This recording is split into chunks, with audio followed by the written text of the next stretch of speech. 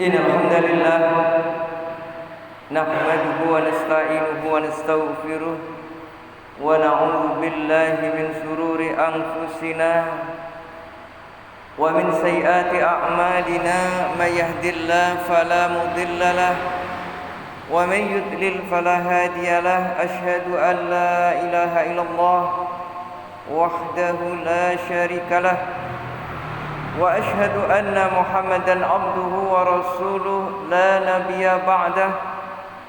Allahumma shalli wa sallim wa barik ala Muhammad wa ala alihi wa ashabihi wa man tabi'ahum bi ihsan ila yaumiddin, amma ba'd.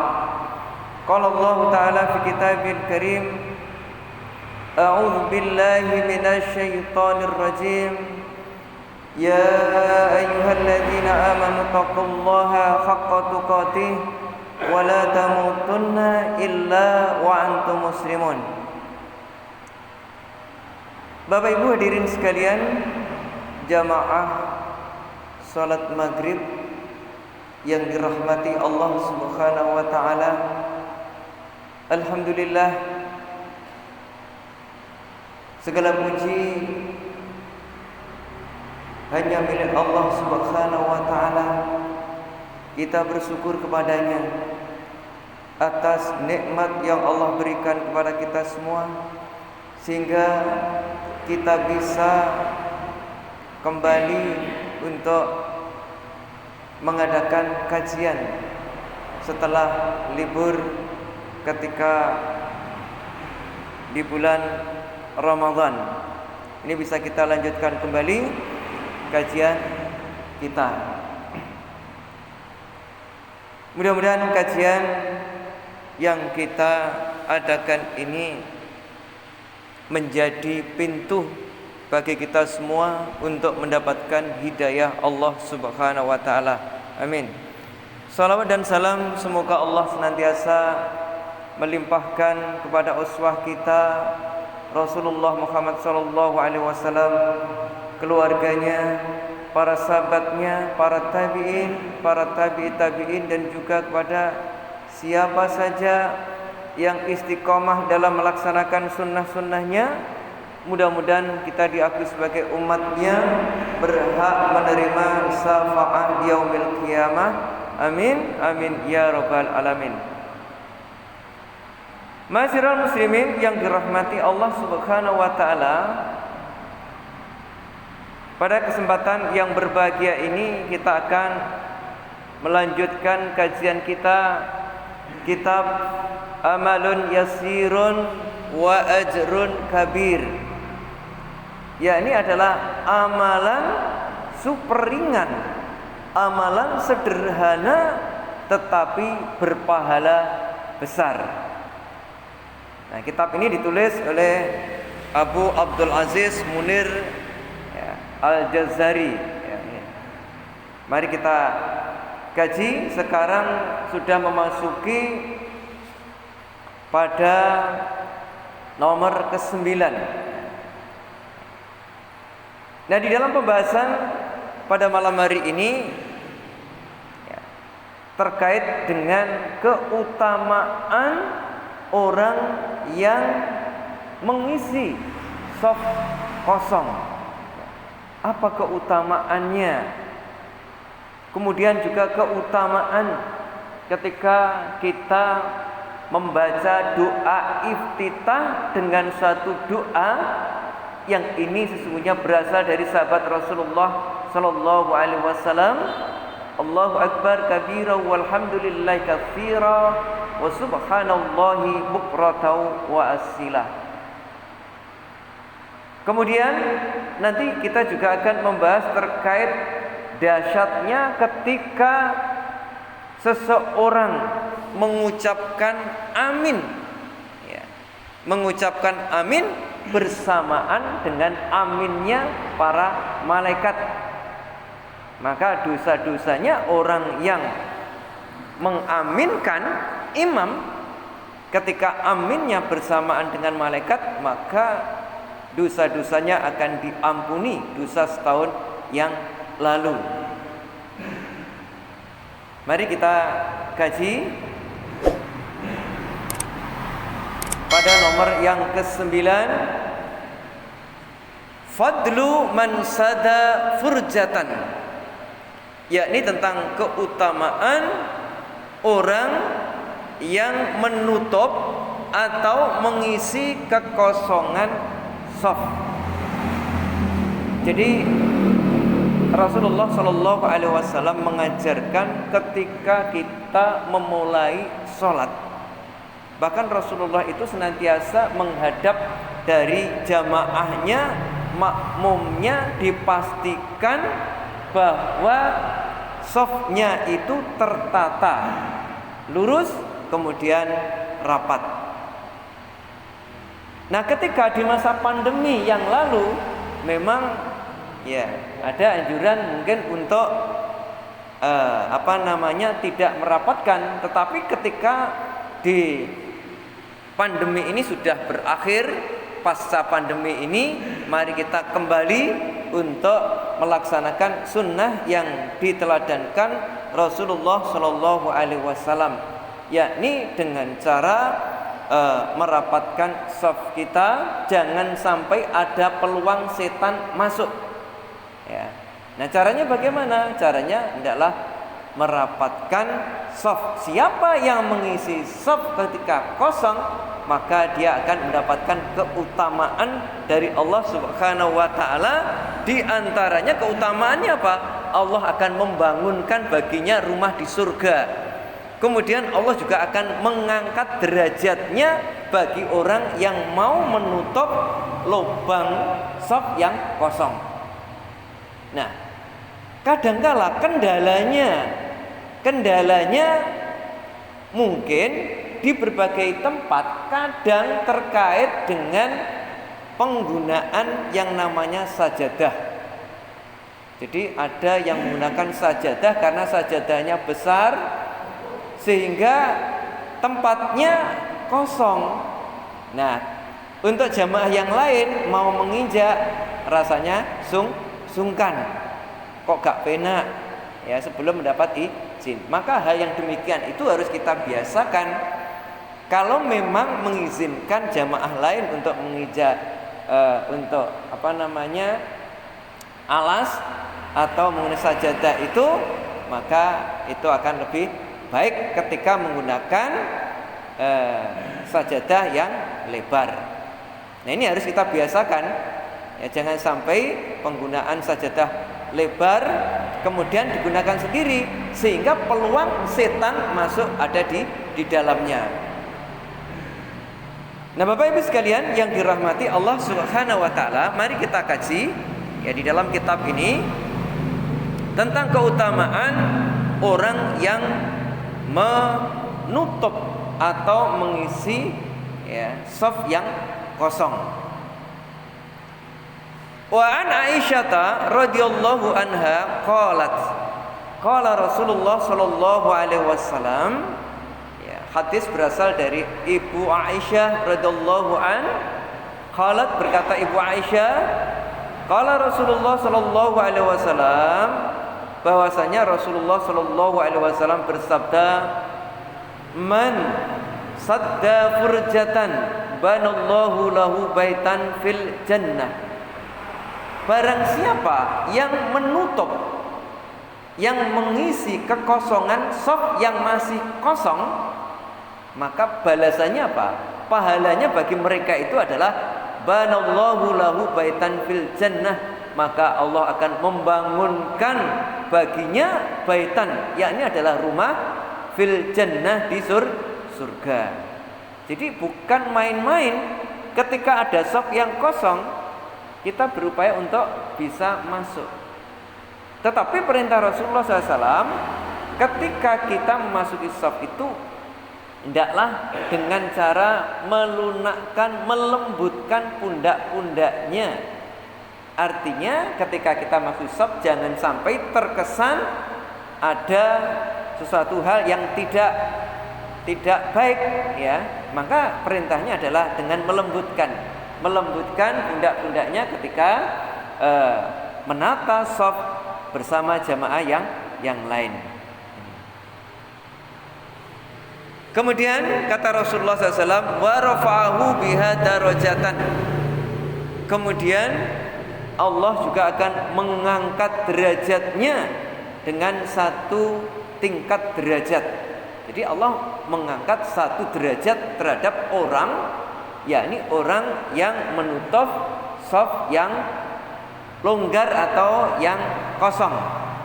Ini pahala bagi mereka yang menutup kekosongan shaf kemudian ia mengisinya di dalamnya.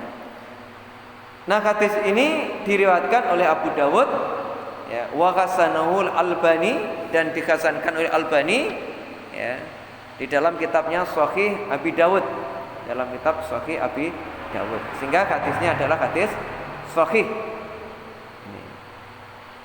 Nah, Bapak Ibu sekalian yang dirahmati Allah Subhanahu wa taala, memang di dalam satu hadis itu dijelaskan ketika muadzin mengucapkan azan, mengumandangkan azan, yang namanya setan, ya, setan itu lari tunggang langgang. Kemudian setelah selesai dan kembali, setan masuk lagi, masuk mengikuti, yakni adalah berjamaah, ingin berjamaah. Ketika diiqamati, demikian juga setan lari sampai terkentut-kentut, ya, saking ini mendengar suara azan tersebut atau iqamah, ya. Baru iqamah kemudian selesai, kembali lagi dia mencari celah-celah di antara shaf yang kosong. Maka hendaklah kita perhatikan. Makanya ketika ada celah yang kosong, dia langsung masuk.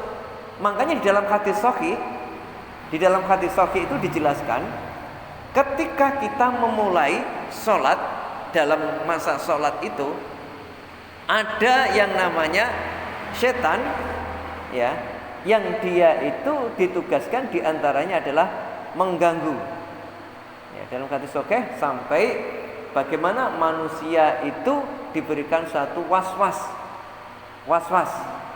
Makanya kita lihat ketika ada orang yang melakukan sholat dalam hal masalah talafut niat, mentalafutkan niat itu kadang-kala begitu sulit, begitu beratnya, karena dia meyakini atau mewajibkan bahwa talafut niat, melafadzkan niat itu adalah sebuah kewajiban.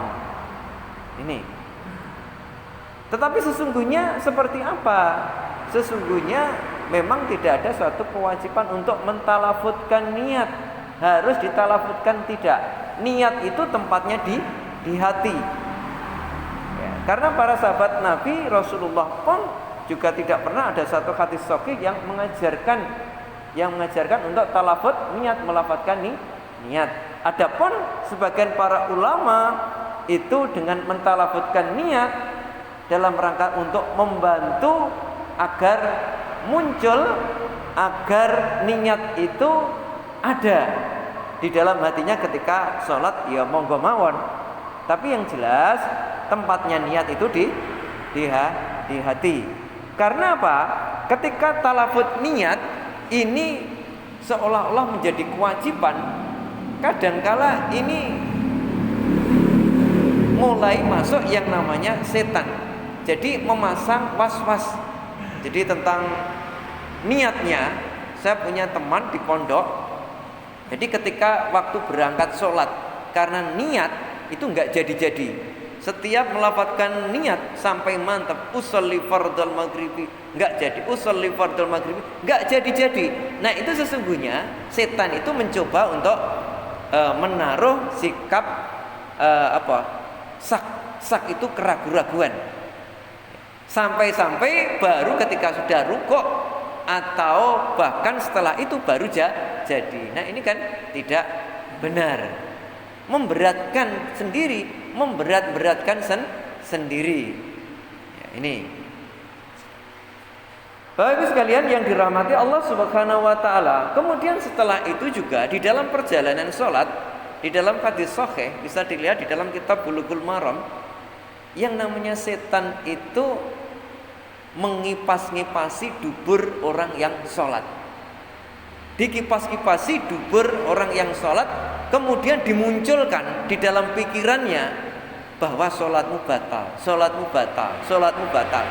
Seolah-olah perut yang tidak apa-apa, ya, semula itu perut dalam kondisi sehat, tiba-tiba ada bunyi gemercik, bunyi di perut. Nah, ini adalah jebakan, tipuan-tipuan setan. Ya, ini hati-hati, orang sehat-sehat tidak apa-apa, tiba-tiba terbayang itu. Target yang dipasang setan apa? Targetnya dia harus batal, membatalkan diri, kemudian wudhu lagi, kembali lagi. Berarti setan sudah sukses. Ya.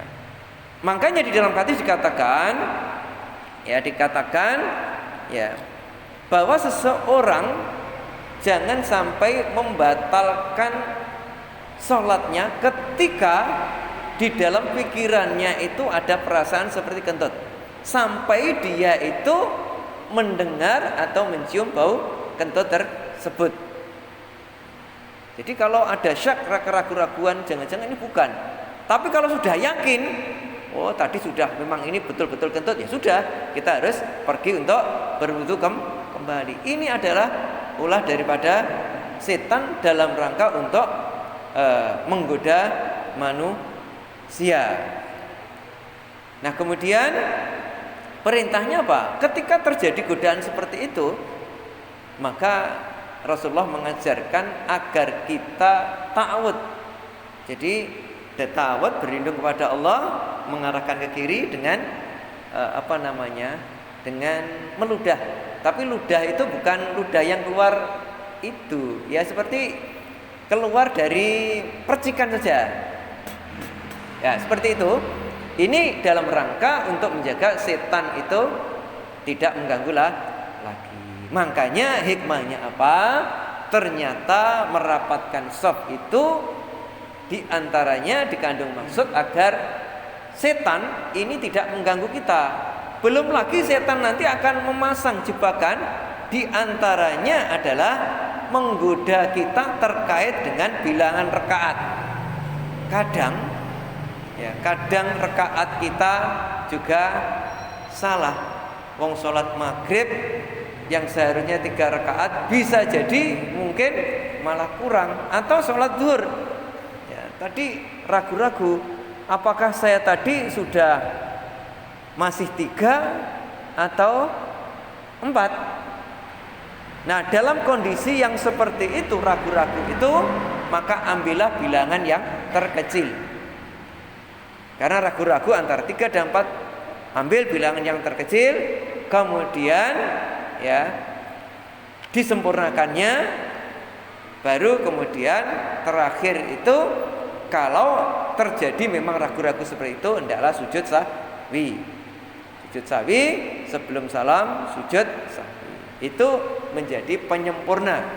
Ketika kekurangan, nanti dengan sujud sahwi akan menjadikan sempurna. Ketika kelebihan, dengan sujud sahwi akan menjadikan sempurna. Nah, makanya imam itu harus dibekali ilmu terkait dengan sujud sahwi. Kapan sujud sahwi itu dilakukan? Apa yang harus dibaca ketika sujud sahwi itu? Nah, ini penting sekali. Bapak Ibu sekalian yang dirahmati Allah Subhanahu wa taala. Nah, kemudian kita lanjutkan hadis berikutnya. Wa an Abdullah bin Umar qala Rasulullah sallallahu alaihi wasallam. Ini hadis berasal dari Abdullah bin Umar. Dia berkata bahwa Rasulullah sallallahu alaihi wasallam bersabda, "Khiyarukum alyanukum manakiban fis shalah." Sebaik-baik kalian adalah orang yang paling lembut pundaknya ketika sholat berjamaah. Jadi sebaik-baik di antara kalian adalah orang yang paling lembut pundaknya ketika sholat berjamaah. Jadi bau-baunya ini lembut, ya, ketika nanti bersentuhan dengan sesama jamaah. Ya, ini. Kemudian wa ma takhatta 'abdun khutwatan a'zama ajran min khutwatin masyaha rajulun ila furjatin fis safi fasaddaha. Ya. Dan tidak ada satu langkah dari seorang hamba ketika melangkahkan satu langkah, ya, satu langkah yang pahalanya itu lebih besar melebihi langkahnya seorang laki-laki yang berjalan menuju celah di shaf, ya, setelah di shaf kemudian dia menutupnya. Jadi menutup shaf, ya, itu sangat utama sekali, paling ketika di shaf itu kosong. Dikatakan tidak ada satu langkah dari seorang hamba yang melangkahkan satu langkah yang pahalanya lebih besar melebihi langkahnya seorang laki-laki yang berjalan menuju celah shaf, ya, celah shaf yang masih tadi kosong, kemudian dia menutupinya. Jadi pahalanya itu adalah besar, pahalanya besar. Nah, mari dengan hadis-hadis yang diajarkan oleh Rasulullah SAW kita berupaya saling mengingatkan terhadap jamaah. Jadi yang tahu nanti memberitahu yang belum tahu, ya, agar shaf ini mulai kembali untuk dirapatkan, ya, ini agar peluang setan untuk mengganggu, menggoda kita ketika sholat ini bisa kita cegah. Nggih?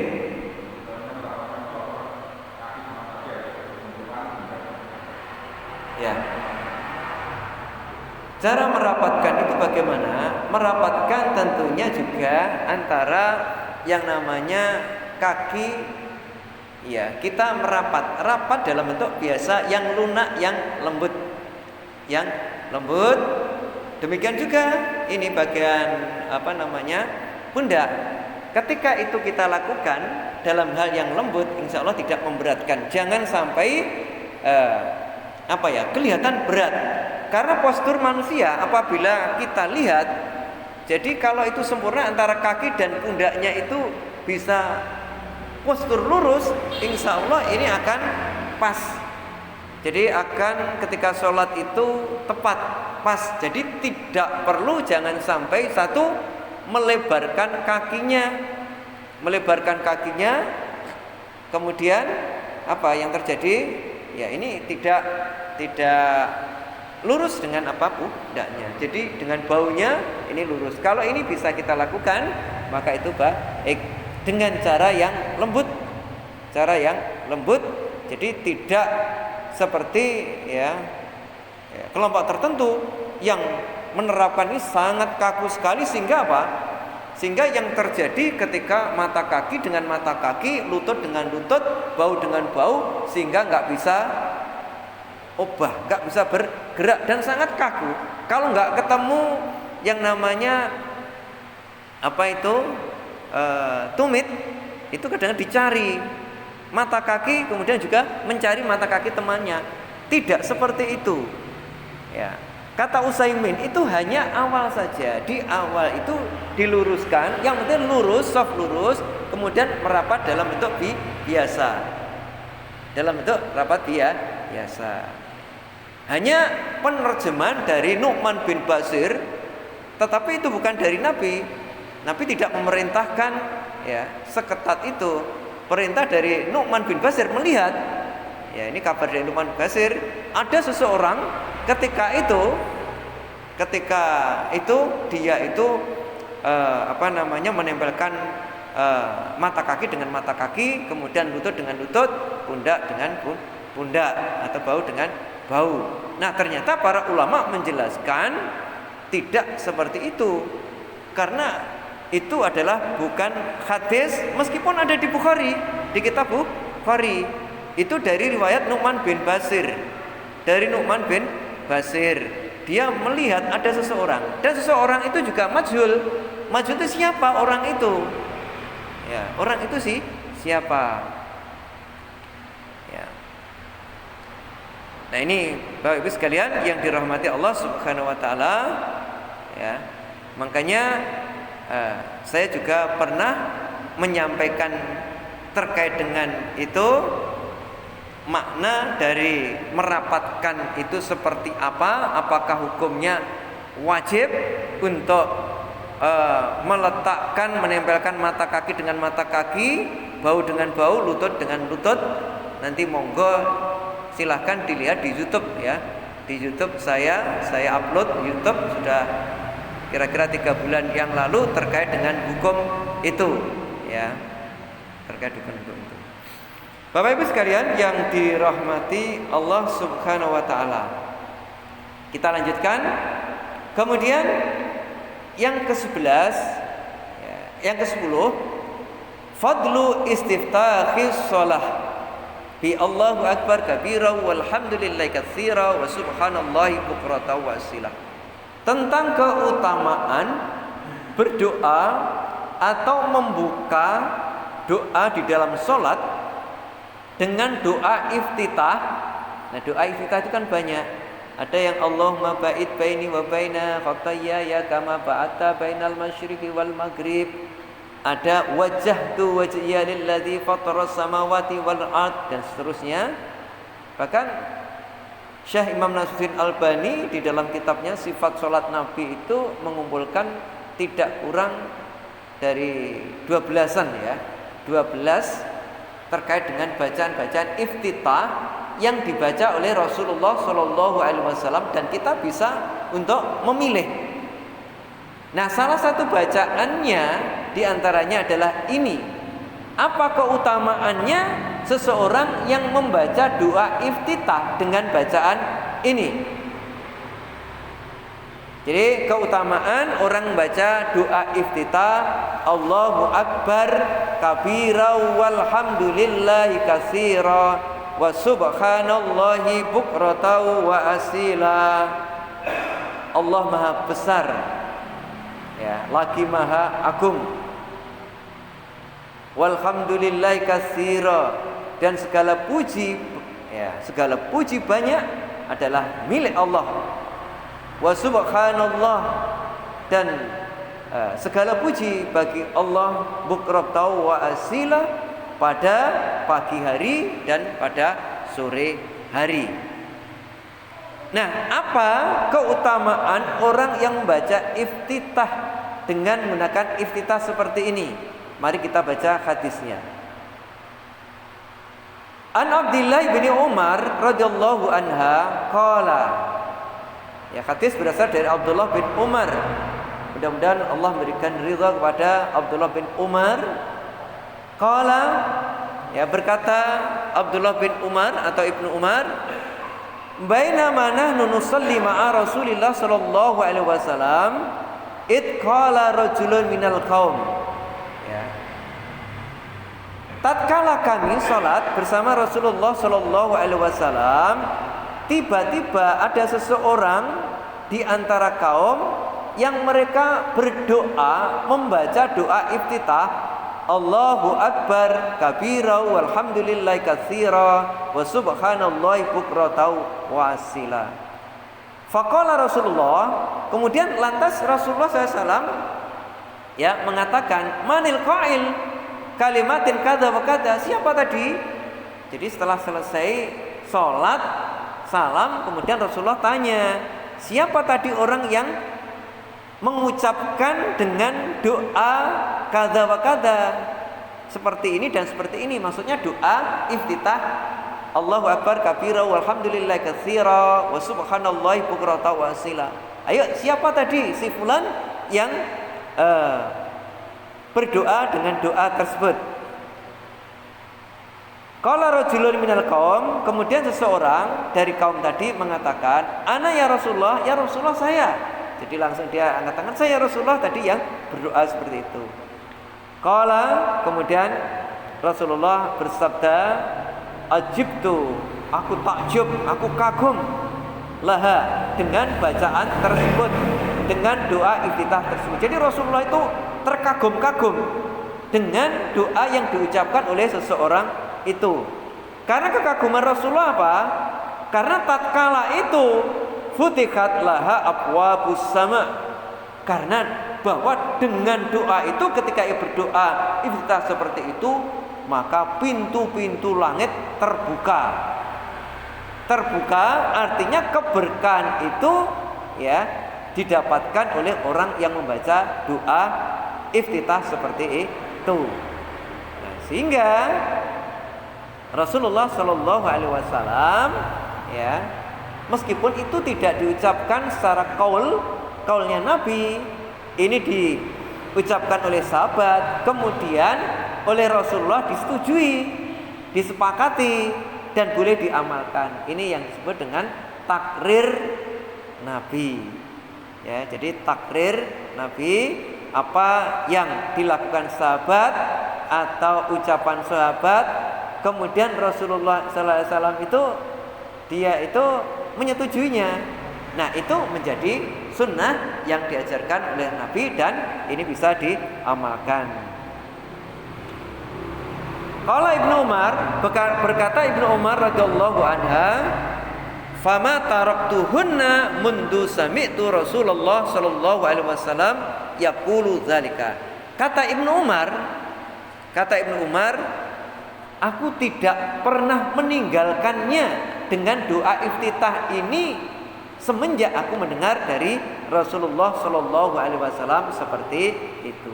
Jadi ketika Ibnu Umar sudah mendengarkan doa iftitah yang tadi diajarkan oleh salah seseorang dan disetujui oleh Rasulullah sallallahu alaihi wasallam, Allahu akbar kabira walhamdulillahi katsira wa subhanallahi bukratan wa asila, semenjak mendengar sabda dari Nabi seperti itu, maka Ibnu Umar tidak pernah meninggalkan doa iftitah ya, tidak di dalam sholatnya.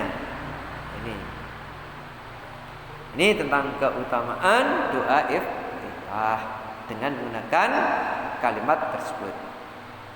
Nah, Bapak Ibu sekalian yang dirahmati Allah Subhanahu wa taala. Nah, ini kemudian yang ke-11 tentang keutamaan mengucapkan aminnya imam di dalam berjamaah. Jadi lafaz yang diucapkan itu jangan salah. Kalau anak-anak kecil kadang-kala tidak amin tapi hamin. Ada itu. Ada lagi yang menggunakan lafaz pendek, amin. Ya. Yang betul apa? Ini menggunakan mat tabi'i, amin bersamaan. Jadi tidak amin atau dengan panjang amin, tapi cukup mat tabi'i. Mat tabi'i itu satu alif ya, 2 harokat sama dengan 2 gerakan jari, amin. Sudah cukup seperti itu. Hadisnya, wa an Abi Hurairah radhiyallahu an anna Nabiyya sallallahu alaihi wasallam qala. Ya. Hadis berasal dari Abi Hurairah radhiyallahu an anna Nabi sallallahu alaihi wasallam qala. Sesungguhnya Nabi sallallahu alaihi wasallam bersabda, idza ammanal imam ya. Idza amanal imam, apabila imam mengucapkan amin ya, fa amanu ya, fa amanu, maka hendaklah mereka juga mengucapkan amin. Maksudnya jamaah yang di belakang langsung serentak mengucapkan amin. Fa innahu man wafaqa ta'minuhu ta'minal malaika ghufira lahu ma taqaddama min dambih. Ya. Karena barang siapa yang mengucapkan amin bersamaan atau berbarengan dengan ucapan aminnya yang diucapkan oleh malaikat, maka apa? Ghufira lahu ma taqaddama min dambih, maka dosa-dosanya akan diampuni. Dosa-dosa setahun yang lalu akan diampuni. Jadi ketika imam mengucapkan amin, maka para malaikat juga mengucapkan amin. Siapa yang aminnya jamaah tadi bersamaan dengan malaikat, maka dosa-dosanya akan diampuni. Nah, apa faedah hadis ini? Di dalam Fathul Bari ya, di jilid 2 halaman 265 dijelaskan, sesungguhnya yang pertama, sesungguhnya malaikat itu mengucapkan amin bersama-sama dengan orang yang sholat. Jadi malaikat mengucapkan amin bersama-sama dengan orang-orang yang sholat. Makna yang paling mendekati dari hadis tersebut adalah malaikat yang diizinkan untuk mengucapkan amin bersama imam. Jadi malaikat mengucapkan amin bersama imam, ya, ini yang diizinkan oleh Allah, bukan semua malaikat. Wallahu a'lam. Ini menurut penuturan Ibnu Hajar Asqalani di dalam kitabnya Fathul Bari. Sehingga aminnya malaikat yang sudah ini diizinkan oleh Allah bersamaan dengan aminnya imam, maka siapa yang aminnya jamaah tadi bersamaan dengan aminnya malaikat, maka akan menjadikan dosa-dosanya diampuni oleh Allah Subhanahu wa taala. Berarti sehingga amin kita hendaklah juga bersamaan dengan imam. Karena apa? Karena aminnya malaikat tadi bersamaan dengan imam, sebagaimana dituturkan di dalam Fathul Bari tadi. Dengan demikian, maka ketika kita bersamaan aminnya tersebut dengan malaikat atau bersamaan dengan imam, maka akan menjadikan dosa-dosa kita diampuni oleh Allah Subhanahu wa taala. Dosa setahun yang lalu diampuni oleh Allah Subhanahu wa taala. Nah, Bapak Ibu sekalian yang dirahmati Allah Subhanahu wa taala, demikian kajian kita pada malam hari ini, kajian kitab Amalun Yasir wa Ajrun Kabir. Ya, mudah-mudahan ini semakin menambah wawasan kita hingga kita bisa mengamalkan, termasuk untuk merapatkan soft ya, ketika pasca pandemi ini memang kita harus saling untuk mengingatkan ini. Terima kasih ya atas perhatiannya. Demikian hadirin sekalian yang dirahmati Allah Subhanahu wa taala ya. Mudah-mudahan apa yang kami sampaikan bermanfaat bagi kita semua. Nasrun minallah wa fathun qarib wa basyiril mu'minin. Subhanakallahumma wa bihamdika asyhadu an la ilaha illa anta astaghfiruka wa atubu ilaik. Walhamdulillahirabbil alamin. Assalamualaikum warahmatullahi wabarakatuh.